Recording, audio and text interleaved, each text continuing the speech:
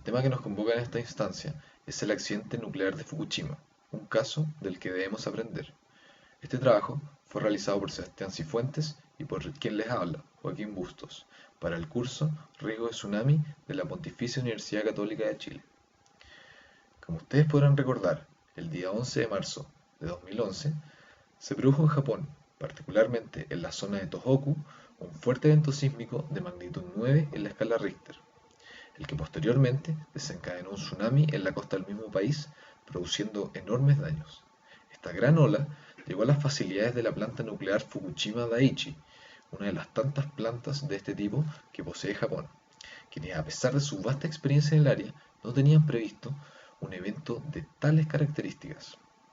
Según lo reportado por la compañía administradora de la planta, TEPCO, la sucesión de eventos fue de la siguiente manera. Producto del terremoto, se produce el apago inmediato de la cadena de fisión y encendido de los sistemas de refrigeración de emergencia alimentados por generadores diésel, debido al corte de las líneas de suministro eléctrico de la planta.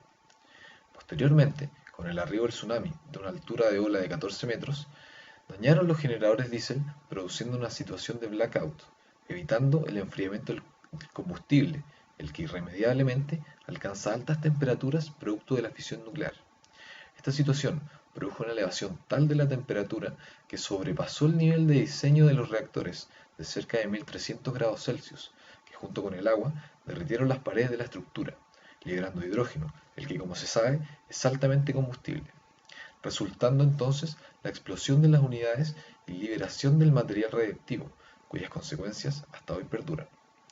Cabe destacar que los reactores 4, 5 y 6 estaban en mantenimiento de rutina. De lo contrario, el desastre hubiese sido peor aún.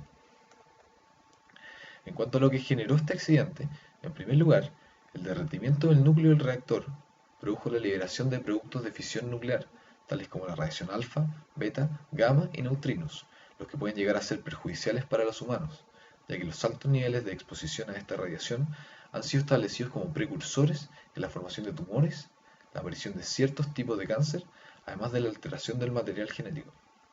Además, como podemos ver en la imagen, la exposición directa no es el único peligro, ya que el medio ambiente también recibe radiación, la que finalmente es conducida a la población mediante procesos como ingestión de alimentos o simplemente la inhalación del aire, lógicamente. En general, las consecuencias de la radiación son de carácter transversal, afectando a toda una comunidad e incluso el mundo, y sus efectos, tanto de corto como de largo plazo, son muy difíciles de estimar. Otra consecuencia no menor resulta del perjuicio económico en el sentido de la pérdida de infraestructura y de la generación misma de energía para el resto del país, además de la pérdida de valor en mercados financieros de la misma compañía propietaria de la planta, TEPCO. A largo plazo, el accidente produjo el cambio en la matriz energética de Japón, quienes decidieron suspender su plan de ampliación de reactores nucleares y comenzar a buscar nuevas alternativas en la generación de energía. En conjunto al país asiático, miembros de la Comunidad Europea igualmente decidieron o bien suspender sus planes de ampliación o incluso declarar el cierre de sus centrales paulatinamente. Es importante mencionar que una de las medidas tomadas de acción fue establecer un cordón de seguridad de alrededor de 30 kilómetros, lo que significó la evacuación de cerca de 200.000 habitantes hacia albergues y refugios, además de la examinación constante de alimentos y cursos de agua frente a una potencial contaminación. Muchos consideran que hubo una sobrereacción por parte del gobierno japonés, en el sentido que la crisis ocurrida no meritaba la evacuación de tal cantidad de personas, que lo único que generó fue una sensación de miedo y de incertidumbre respecto a la real gravedad de la situación que allí se vivió. De esto surge la idea de establecer un protocolo de acción claro, que sea capaz de actuar acorde a la gravedad de la situación y tome en consideración la realidad particular que vive una comunidad. ¿Qué podemos aprender de todo esto? Bueno, el accidente de Fukushima deja en evidencia la vulnerabilidad humana ante una emergencia inesperada como la ocurrida el 11 de marzo, demostrando que pese a la gran capacidad que tenemos como raza humana de comprender la naturaleza, esta nunca debe ser subestimada. A pesar del buen manejo de la emergencia por parte de los operarios japoneses de la planta de Fukushima, es posible aprender de esta experiencia varias lecciones y enseñanzas. En primer lugar, debe tenerse en consideración la posibilidad de que un evento natural pueda causar un daño o emergencia en la planta nuclear. Con esto en consideración, se debe diseñar de modo que las instalaciones de seguridad y monitorización puedan funcionar bajo un gran abanico de condiciones de emergencia. Además, la modernización de las tecnologías nucleares, con mayor cantidad de sistemas de refrigeración, ventilación y seguridad, son esenciales para evitar el colapso del núcleo.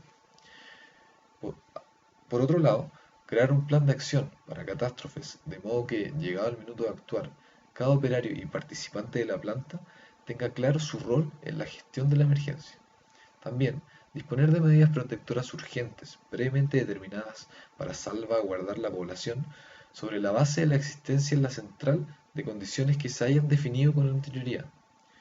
Por último, culturizar a la comunidad, funcionarios y poder político acerca de las verdades y mentiras del riesgo nuclear para tomar decisiones fundamentadas y acertadas con respecto al caso. ¿Qué podemos concluir para Chile? A modo de cierre, es posible decir que, dada la enorme preocupación mundial por el calentamiento global, de evidente carácter antropogénico, y el cambio climático que éste trae consigo, se deben tomar medidas de acción para evitar este desastre. Entre ellas, se encuentra el uso de energías libres de emisión de gases de efecto invernadero, como la tecnología nuclear. Chile no queda fuera de esto, y en vista de la creciente demanda de energía, es necesario buscar alternativas sustentables. Justamente, la generación de electricidad mediante fisión nuclear es una de estas, y se debe evaluar debidamente su inserción a la matriz energética de nuestro país. Dadas las circunstancias actuales de nuestro país en que la planificación del desarrollo urbano toma muy poca consideración acerca de las amenazas naturales, tales como el terremoto y tsunami, poniendo en riesgo a la ciudadanía, se hace prácticamente imposible pensar en la inclusión de este tipo de tecnología en este minuto. Por lo tanto, para efectivamente incluir este tipo de centrales, es primordial generar conocimiento y con ello una comisión experta que pueda liderar el desarrollo de la energía nuclear tomando en cuenta las lecciones y consideraciones desprendidas del caso de Fukushima. Esto fue la presentación del accidente nuclear de Fukushima, un caso del que debemos aprender. Espero que les haya gustado. Hasta luego. Saludos cordiales.